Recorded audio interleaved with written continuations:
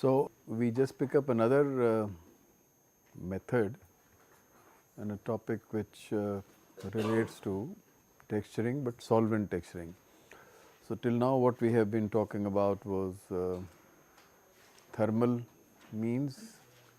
We did mention in the case of cellulosic spun yarns that it is possible to use solvents also, but solvents can be used for any fiber which responds to the solvents. So, it has been used for various purposes, but we will discuss how this can also be utilized for texturing. So, in the last lecture we learned that twist texturing of spun yarns can be accomplished by chemical cross-linking, which means you have a cross-linking agent and then you do some chemical reactions under a certain temperature and time conditions, which also means you have a specific type of cross-linking agents which are bifunctional, and you need some catalysis so that the reaction can take place at a reasonable temperature so that the degradation of the fiber does not take place. And a concept of high temperature curing, that means which is close to the setting temperatures of synthetic fibers, one can go, which also means that you go to higher temperature, reduce the time, and if you use this type of a method of curing, then you can do texturing of blends as well. And if time becomes shorter, then continuous texturing in a false twist machine is also possible. So, texturing by solvents is what we will work on. Theoretically, this should be similar to what we do as a thermomechanical texturing. So, the process in general would be similar process. So, you do twist, set, retwist. This is the process people have used. Generally, people have used in a batch process that you actually make a twisted yarn, take a lee and then do the solvent process and then retwist after the process is over. That can be done, and this kind of a thing can be done on in multi-filament yarn. If you have a spun yarn, then you can use the other process, which is slightly modified process, which is the ply twisting, set and retwist. As we mentioned last time, do if there are two yarns which have been ply twisted, then you can go past the neutral ply twist and then do, but the setting will be different here, and the setting can be through the solvent process. So, this also can be considered as thermo-chemo-mechanical texturing, because you are using a solvent which is a chemical. You may use a temperature higher than, let us say, room temperature to rapidize the process, and mechanical because we are twisting, detwisting. So, all that is there. So, this is also in the same category of texturing processes. So, setting, which is the key component, is by release of energy. That is why we can say that this is just like thermomechanical texturing, which believes in release of energy, as against what we discussed in the previous lecture was that we use cross-linking agent, which is not setting by release of energy. So, this is going back to the same thing. So, solvent, the word solvent always means it will dissolve something, right, but we are not interested in dissolving the fiber. It is something like we are not interested in melting the fiber in a thermomechanical texturing. So, in some sense this term solvent is a misnomer. So, it is not dissolving the fiber. Actually, this term has come because almost various organic compounds are called solvents. So, they are solvent for something or the other, not necessarily for the fiber which we want to texturize.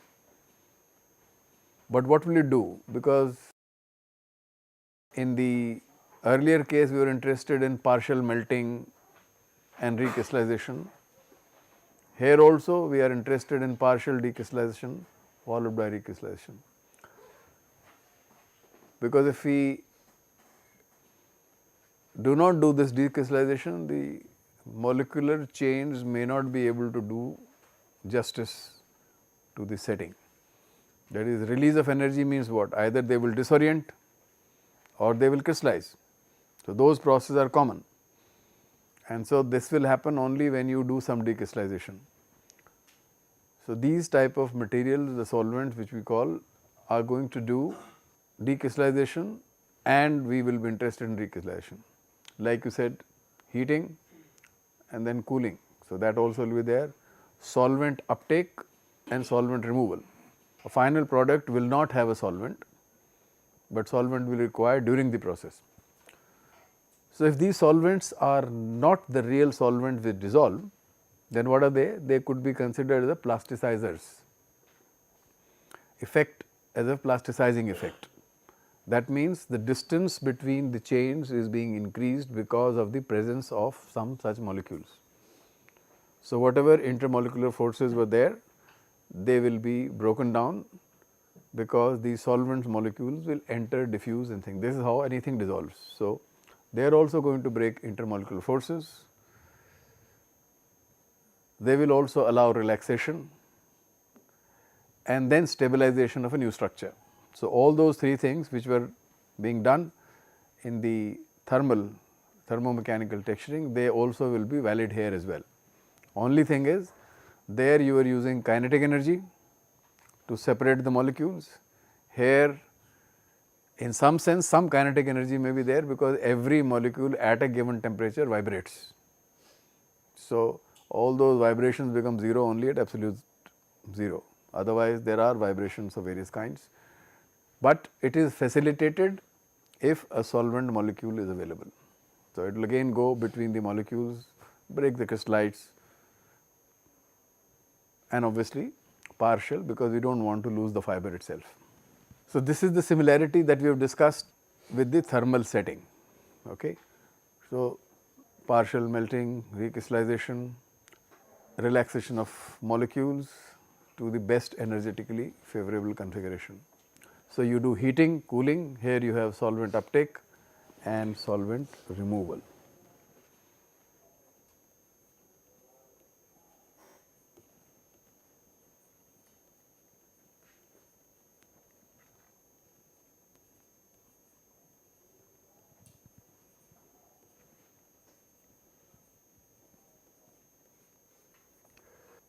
So, this type of a crystallization can be considered as a solvent induced crystallization. That crystallization was thermally induced crystallization. Then you have a stress induced crystallization, like you do drawing, then the crystallization will take place. Now, this is solvent induced crystallization. The crystallization is a thermodynamic process, will take place, but you are facilitating the same relaxation of molecules by adding solvent to this polymer system. So, like we were talking about going to the lowest energy state. So, when we mix two systems here, like a delta G of mixing, we are mixing two, let us say two solvents are there, you want to mix them. So, they will mix spontaneously or not spontaneously, will also be dependent on this. So, when these kind of things happens, that energy that we are talking about can be also related to enthalpy of the system, and it can be a determining factor as well, because delta S is always going to be positive, and therefore, the magnitude of this so called enthalpy will decide whether delta G is going to be negative or not. So, when you mix certain things, you know that you mix sodium hydroxide in water, there is heat which comes out. You put ammonium chloride in water, it becomes cold. So, mixing itself, because there is energy involved, something, a molecule goes into the solution. So, whether it likes to go into solution or does not like to go into solution, based on that the delta H of mixing is going to be determined. So, in some sense, whether your solvent which you are going to use is going to interact with the polymer or not. Like you take acetone and try to interact with polyester, you may find there is hardly any interaction. You can keep washing, nothing. But if you take metacresol, things can be different. Therefore, and that means they are going to interact, and that would depend on whether they like it or not. Delta S increase everything likes in the world. So, dissolution is going to be facilitated as far as delta S is concerned. So, that means if someone can measure what is the heat of mixing, then maybe you can get an idea whether the solvent is going to really work better, work not so nicely, right. So, there is this solution theory proposed by Hildebrand and Scattered, which talks about that how can you calculate the heat of mixing. So, heat of mixing, let us say there are two solvents or a solute and a solvent, then it is related to this term which is the total volume of mixing, also is related with a term called cohesive energy density. If it is a more crystalline material, then it will be difficult, the delta E to separate them is going to be more, and the small v, which is the molar volume of that material, let us say a solvent is got a molar volume, it has got some molar volume. So, it is related to the cohesive energy, that means whether the molecules are in the crystalline form or they are amorphous already. So, if an amorphous system, maybe you will require less energy to separate them out, and so there is one, let us say solvent, the other is solute. So, what it says is that the cohesive energy density of these two things are related with a square root of cohesive energy density and a difference of the square root of the cohesive energy density, and if you square them up and multiplied by volume fraction. So, how much is the solvent, how much solute, or how much is one solvent versus the other solvent. So, this is how these people proposed a theory based on which one can estimate the enthalpy of mixing, because in the previous case, let us say enthalpy becomes 0, then it is always negative. So, this term in some sense also is telling that if this cohesive energy density of the two are close or are equal, equal will be always difficult because there are two different molecules, so it cannot be same. So, if it is solvent, then it is like energy of vaporization, like activation energy. If it is a solid thing, then maybe activation in terms of the crystallite, how the crystals will separate out, right. And so, this is what they proposed, and incidentally they also said that this particular term, that the square root of this was called the solubility parameter. Whether a polymer will dissolve in a solvent or not may not be governed only by a solubility parameter, but it is a good indicator considering the previous equation. If the solubility parameters of the two systems are similar, quite near each other, then it may be possible that dissolution may be spontaneous, right. Although we are not interested in dissolving, but it is a mixing system, so you can always call some interaction. So, for a spontaneous dissolution, we may be requiring that delta 1 minus delta 2 is as close to 0 as possible, right. If it is there, then delta Hm will be 0 and the interaction will take place better. Now, you extrapolate this hypothesis for polymer solvent, solute versus solvent, solvent versus solvent is a very different situation, than polymer. Polymer is a long molecule, and if you look at our polymer like textile, then you have a semi-crystalline material. So, diffusion in the amorphous region can take place easily, relatively. It will take more time to get into that. And so, polymer, this thing may not be directly applicable, but still if solubility parameters of solvents and solubility parameters of the polymers are available, then you can make a right guess, some guess. Let us try these rather than try everything else. But there are assumptions. When you take polymer and a solvent, and we use even this Hildebrand Scatcherd equation, so the assumptions. One of the assumptions is that it is going to be quite difficult for somebody to say what is the center of a molecule of a polymer. They say, well, there may be some segments which may be moving, like for example, we say segmental mobility. So, it is not the whole polymer molecule is vibrating, but if sub-segments which are free are vibrating. So, this is one assumption, that if this kind of a thing happens, you are not discussing the whole polymer, then it will be more complex. You also say that the potential energy, this is interesting, obviously, like potential energy of the polymer segment in the solvent continuum. So, there is a whole over solvent and there is this polymer potential energy of the polymer segment, and the reverse of it, that is the solvent in the polymer continuum. There is a lot of polymer amorphous region solvent is going there. So, whether it is inside solvent is inside the polymer, polymer is inside the solvent, this potential is approximately same. Otherwise, what will happen is the solvent would not go inside, because there is, like, let us say the potential energy increases, then why the solvent will go in. So, this is an assumption that the molecular volume of the polymer segment and that of the solvent are not too different. So, that segment which is moving.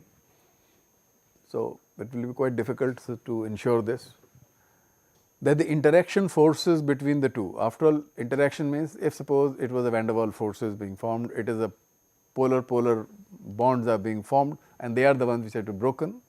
So, there is an interaction. So, one molecule going and replacing the other part of a thing. So, the forces which exist between the solvent molecule and the polymer segment part, it is assumed that these forces will be acting at some center of the molecule. There is a molecule or a segment which is a center, there is a mass, and there is a mass and there is a center of that molecule of a solvent. They act at the center to center, otherwise some of the things may be difficult. And this is interesting, that there is no volume change in a mixing. It is like when you add sugar to water, the sugar, a good amount of sugar just dissolves, but you do not really see change in the total volume. So, this is also part of an assumption, which may be true, may not be true. So, if this is what there and the mixing is random, like, so you are doing agitation or whatever you are doing, said it is not that only one part is dissolving first, then the next part goes. No. So, anywhere, wherever solvent can go, the resolution interaction will start. There is kind of assumptions. So, within that and the parameters that we have, some conclusions could be drawn. So, this is true that all these are not going to be valid in a practical situation, and therefore, the results which you obtain by the equation may differ from the actual measurements that you may do. Also, this particular theory postulates that either the reactions of the dissolution or mixing process is either endothermic or is athermic. If it is 0, then athermic. If it is some positive, then endothermic process.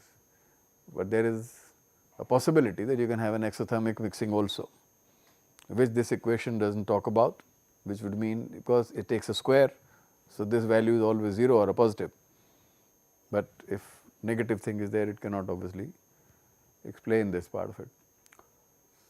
But it also is a fact that majority of polymer solvent interactions are actually endothermic. So, to some extent you may be able to get results which are all right. So, we just discussed some of the experiments people did. So, one interesting results which people talked about was that polyester has a solubility parameter of about 10.7. So, Ribnik and co-workers had done extensive work on trying to find out which solvent is going to work and which solvent not going to, based on solubility parameter itself. Polyester was a very interesting case to begin with, and what they found was that if you have lot of solvents, they took lot of solvents.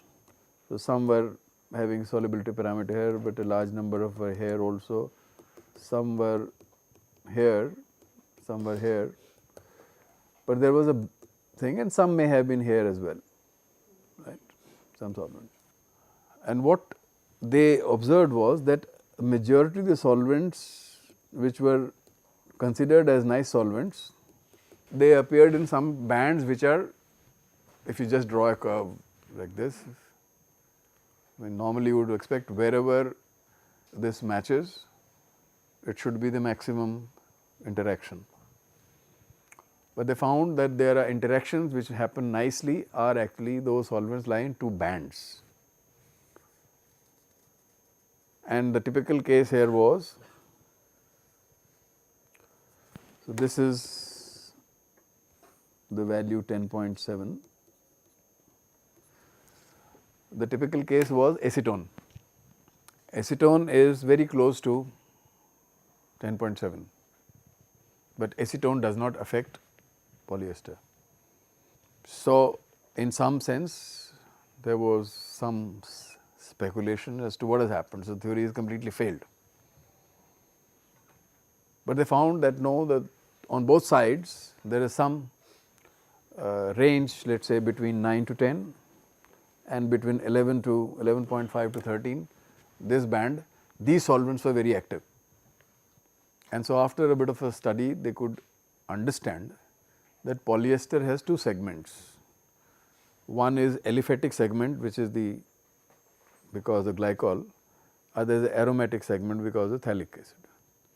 So, these segments vibrate and interact in different ways, and so polyester by itself on an average may have some value, but the segments have different way to interact because they are different as a chemistry part.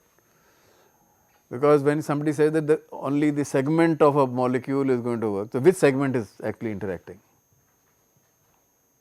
So, it has got two different segments which are interesting segments. So, they found that solvents which are lying on this left side are more interacting with the aromatic segment. Solvent on this side interact with the aliphatic segment. So, there is complexity in trying to explain. It is very easy when you have simple molecules of solute and a solvent or two solvents mixing can be very easily explained and may be able to get good results. When you talk about polymers, it may not really happen in that way, but at least it still is near. So, the solvents which are very far off are not good obviously, but exactly in the center also they are not, one or two solvents were not really working because they were either happy with the aliphatic part of the polyester nor the aromatic part of the polyester, and therefore, it is segmental stuff. And what they had measured was solubility and decrease in the initial modulus of the material. So, fiber is there. So, if solvent is dying plasticizing, it is entering. So, the modulus it will become pliable material. So, you measure the modulus. So, you do a stress strain curve and then take the modulus at every point at different solvents, obviously treated at a certain fixed time, and then you plot this curve. So, it is a complex experiment, and at the end you draw some conclusions, but it is a very interesting observation which was considered by these workers. So, what do you stand is that the solubility parameter does give some indication that the solvent is going to be more interactive or not, and such performance, such experiments can be performed on various fibers that somebody is interested in, and then think of going for texturizing. One more study was done which was not measuring the solubility parameter, but directly measuring the effect of solvent. So, there are two things which happen with a solvent is it can either help in crystallization. So, you measure how much crystallization is taking place, a long process. So, you do some treatment, then go and measure the crystalline development, then say, well, this is acting more, or reverse of it. So, our material, which is called the textile, it shrinks when you heat, and it also shrinks when you put in a solvent. So, if you take a fiber, what a length, and then put it in some solvent which interacts, you suddenly find the fiber shrinks, right. So, and that is dependent on the interaction that happens. So, some studies on shrinkage of the fiber filament which takes place in a certain solvent could also be a quick indicator whether it is going to work or not work. So, some studies which were called the isothermal studies, that you have a fixed temperature at which you are observing the shrinkage of fiber with time. Nothing is instantaneous. So, it is not that just you put there inside the thing and suddenly everything will shrink, it will take time. And why would it take time? Because initially solvent must diffuse inside, only then changes in molecular orientation will take place. So, invariably some curves which you draw with respect to time may be like this, and after some time you may find there is an equilibrium shrinkage which has been obtained at a given temperature. Okay. If you change the temperature, the curve will be different. So, it is an isothermal study. That is why we said it can be a thermo-chemo-mechanical texturing, because the same solvent you work at a higher temperature, if you can, then maybe systems can work faster. So, the rate of shrinkage can change within the same solvent as you change the temperature. Or you have a solvent A and you have a solvent B which may work like this, may work like this. So, some can go like this. So, very less time here. So, it is like a sigmoidal curve. So, this shows if this is longer means the rate, the induction time is more. So, first diffusion takes place and then it will say. So, when you say I want to put it for a certain time where the setting should take place, this type of an equilibrium must be achieved. So, you can say, well, this can go to up this time or this can go up to this time. This can be, you can accomplish your processes earlier. So, it is like the same kind of things you do. So, same solvent, different solvents at different temperatures can give you this thing, and so you will have an idea. It is a quicker solvent, so I can work on this. It takes C, for example, takes a lot of time, and also shrinkage is not very high, which also means that the intermolecular changes in orientation or crystallization may not be so fast or may not be so much without solubility parameter. Then another shrinkage test was done where it is not isothermal, but you are increasing the temperature. So, you have a fiber which is hanging in a solvent at a certain weight, you are measuring shrinkage. So, start from a lower temperature. So, you find that, well, the shrinkage is not very high to begin with. At a certain temperature, suddenly shrinkage starts.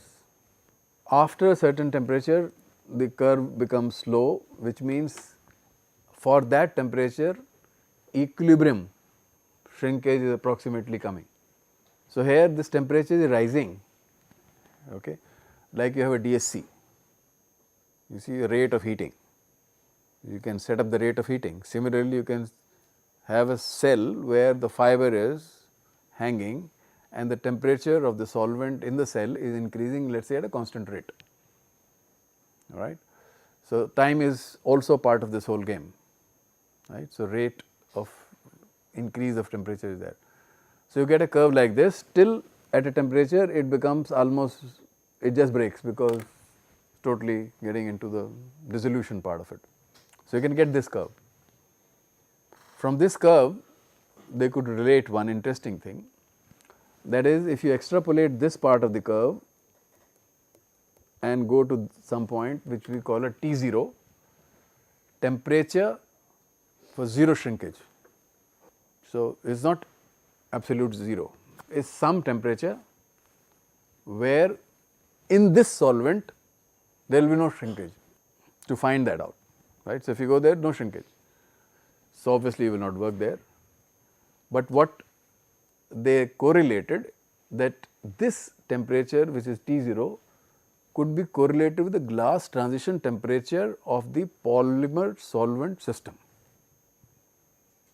Like you said, when you have a nylon, in a dry state Tg is 60, 65, you put in water, the Tg becomes below room temperature. That means the glass transition temperature is dependent on the interaction that take place. On the case of polyester and water, Tg is unchanged. So, in some sense this is also indicating that polymer solvent are going to interact, right. So, if this T0 becomes higher or T0 is lower, if T0 is minus thing, then you are quite sure at room temperature also you can do texturing. If the T0 is coming to, let us say, 40 degrees, so definitely you can't do anything below 40 degrees, you have to go above 40 degrees to do certain things. Therefore, we say that it is a combination of time and temperature and a solvent polymer together. So, this particular curve is a very useful curve, think of it, no, it is a very useful curve. You just put a filament in a solvent where you can change the thing, draw this curve, and then you suddenly get another parameter which is quite indicative whether it is going to be interacting higher, less, and where and what temperature you should use to get effective, let us say, texturing, which means decrystallization, recrystallization, everything else. So, some people did solvent texturing. How? As I said, take the filament, do the twisting, take the Lee, put it in a solvent for a certain period of time, remove the solvent either by drying or by a non-solvent, and then untwist, and you get beautiful effects. But obviously, the time required here is not 0.1 second or 0.2 second, the time required could be in minutes or seconds, but this time, as we know, can be changed if you increase the temperature. For example, polyester with two solvents, one is called methylene chloride. This solvent has a boiling point which is low, right. So, you can't go at a temperature which is higher than the boiling point. So, you will be working at a lower temperature. Rate of setting would be lower. Interacting, it is not that it is not interacting, interactive, but at low. So, all experiments will have to be done at low. TCE, which is trichloroethylene, its boiling point is high, it also interacts. So, you can actually say, well, we will do this setting maybe at 80 degrees. So, if you do at 80 degrees, times can reduce. So, you can come from minutes to seconds. So, that is what is there. So, people have worked with methylene chloride on polyester, people have worked with tetrachloroethane, all right. Nylon formic acid, dissolves nylons, right. But so, you do not use formic acid, but you use solutions of formic acid in water. So, if you reduce the concentration, it will not dissolve. The same solvent, if you reduce the concentration, will act like a plasticizer, and so you will optimize what concentration. So, acetate with acetone or also methylene chloride in a different concentration have been used. Acetate, for example, we said it cannot be texturized by thermomechanical means because the tensile strength goes down rapidly when the temperature and crystallization occurs. So, in such cases you have a solvent assisted texturing. You can go to higher temperatures, whatever the, let us say the solvent can go, or just below that, and the temperature will be much lower for doing this compared to if there was no solvent. So, such material, like we say acrylic fiber cannot be melt spun, so you do solution spinning. So, if you say acetate fiber cannot be thermomechanically textured, but you can do solvent assisted thermomechanical, then can be done without degradation. Time is different story. So, people obviously have worked on the blends also in a solvent itself. But if there is a blend, so how do we work around?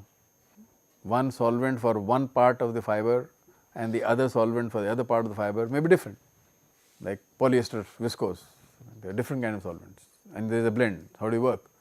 So, one work has done that if you use a solvent where a cross-linking agent can be dissolved and conditions are created in such a manner that cross-link takes place in the wet state, called a wet cross-linking, not a dry cross-linking like in the last lecture we discussed. So, in a wet state, some of the agents can make covalent cross-link. So, let us say epoxide, one of the example is epichlorohydrin, it can make cross-link in a wet state. And what solvent? Diisocyanate also we said can, diisocyanate does not like water, right, but it can be dissolved in organic solvents. So, if there is an organic solvent which interacts, let us say on one part of the blend, let us say polyester, epichlorohydrin in that solvent, if done correctly, will do the cross linking. So, you can have a simultaneously cross linking going on and the synthetic part of the fiber acting as a because of the solvent polymer interaction, and in one go you may be able to texturize. So, texturing of polyester viscose blends have been attempted like this as well. So, we stop here. So, solvent texturing of synthetic yarns and their blends can be done. So, solvent induced crystallization takes place. Here we can just mention, if somebody asks a question, does the crystallization take place during solvent uptake or solvent removal? Whether the crystallization will take place during solvent uptake or solvent removal. Removal is not necessary. It is exactly whether the crystallization takes place during heating or during cooling. Main thing is when the solvent is there, molecule can move around, right. So, they will go to a new configuration when it is possible to go. If you completely remove, then they cannot obviously, but yes, again you will get a curve like you have the rate of crystallization curve in a solvent also, which will mean during solvent uptake decrystallization will take place and recrystallization can also take place. And of course, finally when you remove the solvent, then it is freezing in position, like you are solidifying, you are stabilizing structures. Now, motions will not take place so much because solvent has been removed from the molecules. So, solubility parameter which we went through can also give some idea, and the Hildebrand's scattered theory of mixing talks about the enthalpy measurement, and shrinkage in a solvent can help to find a suitable solvent for texturing. And we also understood why wet cross linking may be needed, right. If you are already wet, cross linking also could be done in a solvent. There we are. Thank you.